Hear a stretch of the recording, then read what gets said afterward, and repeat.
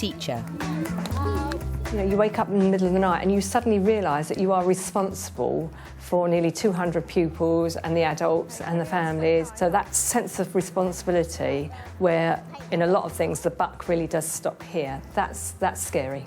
And an experienced educational coach. When you have a problem or something you'd like to achieve, you really can't see the wood for the trees, and the role of the coach is to help you explore that journey and see what are the pathways, what are the options. Over the next few weeks, Coach Nikki Thomas will work with head teacher Hazel Burney on leadership skills. Through their work, we'll discover some useful approaches on how to take those initial steps towards your big vision. And if your aspirations include offering extended services, there'll be some tips from our expert coach at the end of the programme.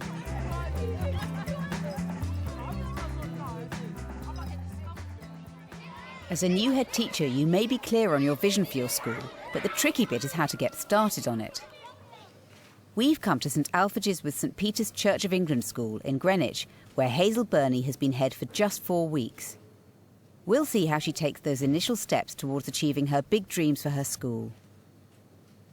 For the children in this school, I want the best, and I want the best for them from the point they walk through the gate in the morning to the point they leave in the evening.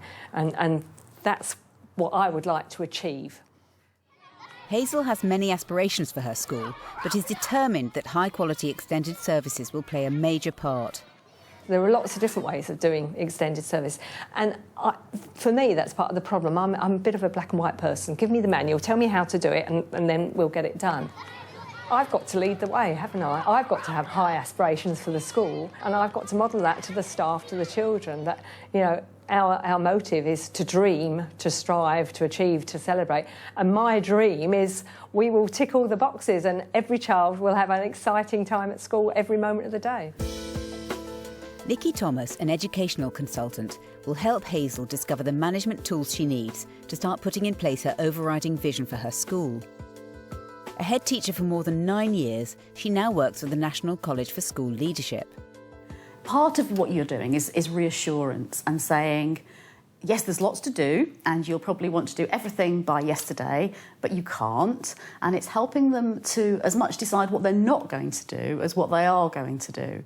As a leader, you have to be really strategically focused on extended services and not get involved in where are the cornflakes coming from for the breakfast club. That's not your role. You need to be keeping the eye on the bigger agenda. You know, it's almost to me like setting up a company, and that's something that I haven't got the expertise to do, and I need guidance to do that.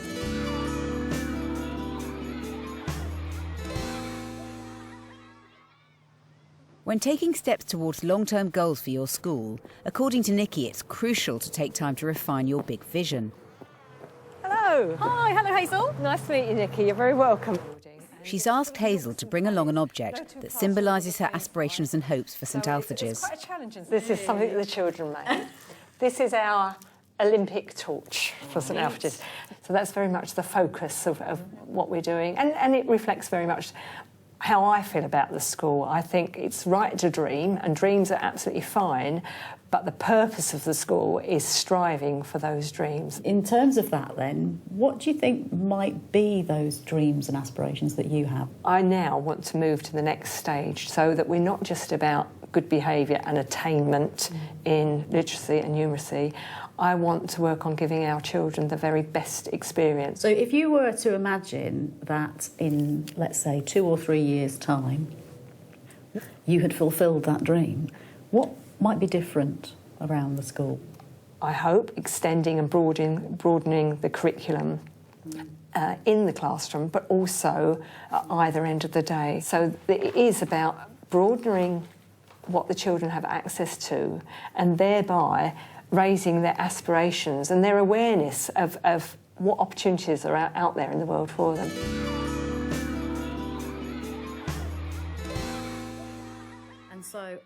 By clarifying your overriding vision for your school, Nikki is convinced it's easier to see how your current challenges fit in. In Hazel's case, how to set up an extended school. So what provision does she already have? Can you describe to me What's it like now in terms of... The extended day provision? Yeah, I mean, Right. what does that look like and feel like? Very limited extended day provision at the beginning of the day. At the end of the day, basically there are a series of after-school clubs. The provision starts at 3:45, but the children's school day finishes at 3:30. So nobody's very clear about who is responsible for these children in the 15-minute period. I'm not very happy with that. I just feel, we need to be absolutely clear who is responsible for those children. OK. I'm just getting a sense of you want to neaten it all up. I do, because I am that sort of person. I like everything, I don't like need this. to know where it all is. I don't like grey. I don't do grey. Nikki gets Hazel to think about what she could do in the short term to sort out her current provision. So what are the opportunities then, and what could we go away and do? I want the clubs to start at 3:30, not 3:45, because I can't have this bit in the middle. Time. No. That, in a way, is a relatively short-term and easily resolvable thing, isn't it? How do people sort of sign up to these activities? And I don't know who's going to what club. First thing I've got to do is set up a meeting with a community project worker and say, tell me what's going on now, tell me the lists, what time, who, where, CRB checks, what children. With only a community officer to help Hazel run extended services, Nikki thinks getting a team together might make all the difference. Who have you got currently who would be an ally or supportive or has got an interest in this agenda, who you could use? Well, I can think of 3 people off the top of my head. One is somebody in the senior leadership team. She's very aware of a more holistic approach. Anybody else who you think, they would be a key person to get involved? The key governor. Yeah. There's 2 parents that have already approached me. That's a good group, isn't it? That's 7 without me. 7 without you. You sort of see the role as sort of almost setting up a committee of people. Absolutely. For want of a better phrase, a change team. I felt the task was hugely onerous on me or the project worker. So in pulling these other people on board, I think that would be a really good way of solving the problem. Nikki wants Hazel to inspire her staff with her ideas for extended services. The goal is the whole vision for extended services being shared and owned by everybody. And sometimes when you're trying to change something, it can really help people if they can see, literally, physically see, this is what it might look like. Yes, arranging a trip out to see the Millfield School in Hackney. Yeah. Because that's somewhere that I went and was very impressed and very enthused by. The community involvement, the extended day provision, that's what I want to aim for.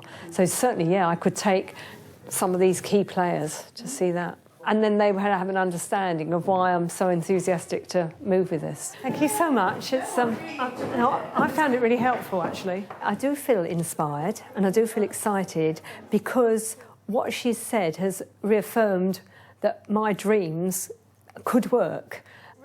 I wasn't completely off the mark in wanting to aim for this vision of an extended day that's all singing and all dancing.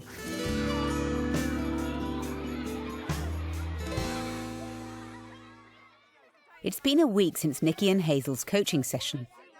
Nikki watches footage of what Hazel has been doing to find out what initial steps she's made in setting up her extended services.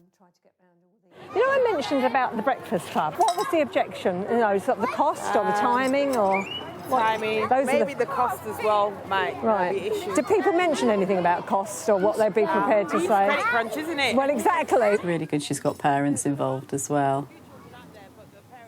And she's done it informally, which is really good. So the first thing I did, I went to our community project worker, Rachel, and sort of said, this is my position, this is my worry.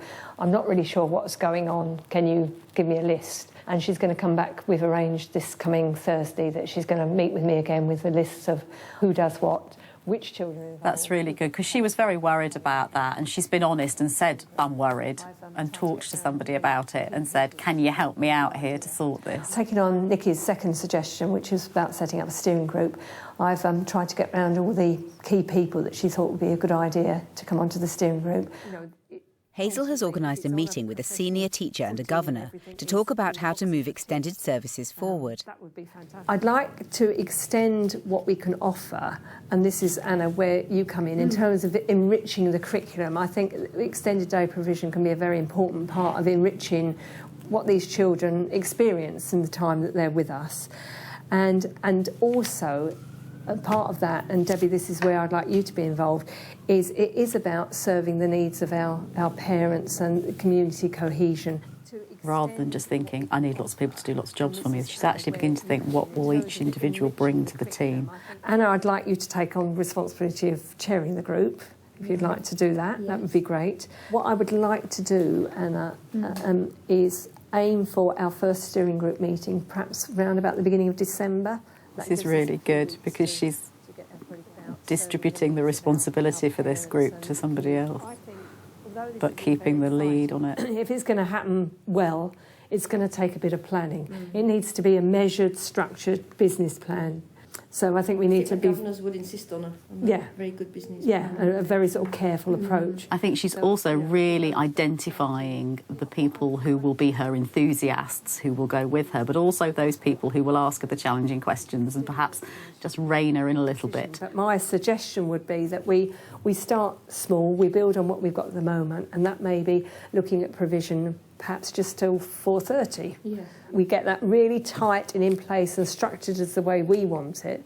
And then, you know, once it's working, then the possibilities are endless.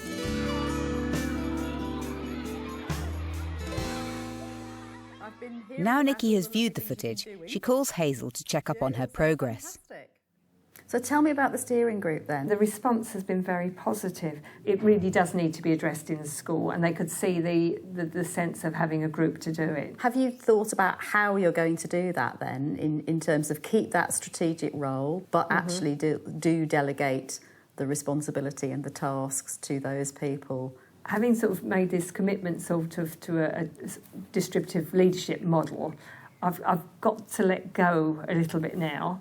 But at the same time, I'm aware that I must sort of almost keep checking in to make sure things are happening. How do you feel about the whole sort of process now? I feel it's manageable, and I feel with your help, Nikki, I've sort of perhaps just tentatively taken that first step up this huge ladder. You know, I'm on the way now. Brilliant. Thank you so much for your time. I really felt you've helped me on the way. You're welcome, and good luck, and have a really nice half term when it arrives.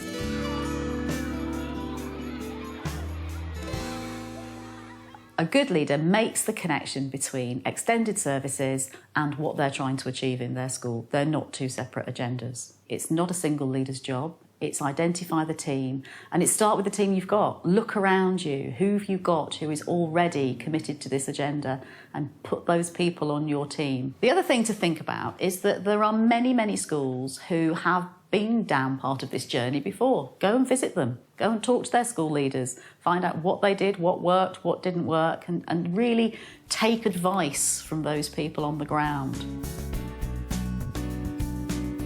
Hazel always had a really big vision for what she wanted to achieve with extended services, but what she was struggling with was how to start.